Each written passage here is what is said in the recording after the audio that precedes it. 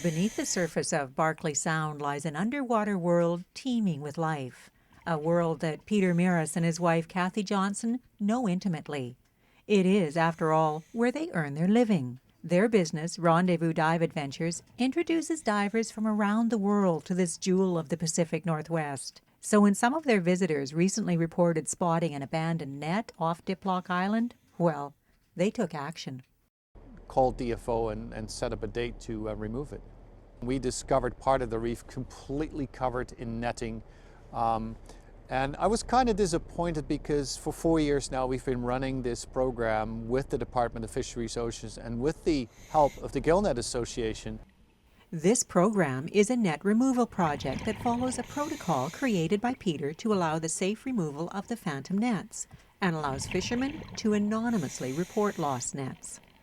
Most gill netters have been very good about it and supportive of the program, but I guess the disappointment is that there's always one or two people that simply don't care, think it's too much work to do a phone call.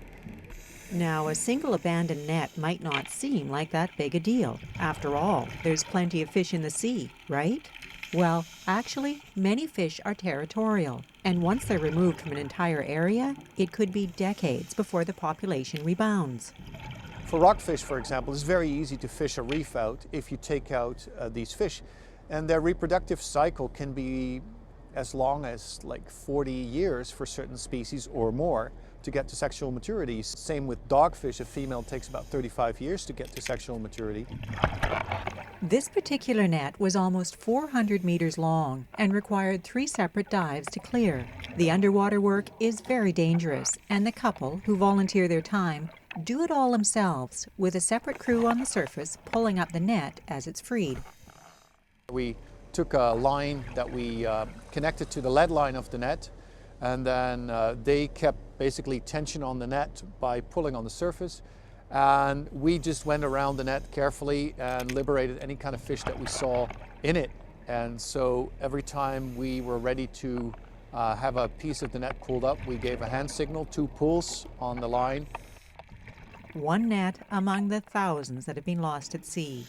But for now, this reef at least is safe, and Peter is hoping that the next time a gill net is lost, it will be reported. It's anonymous if you want. There's no penalties. There's no cost for anybody except for us.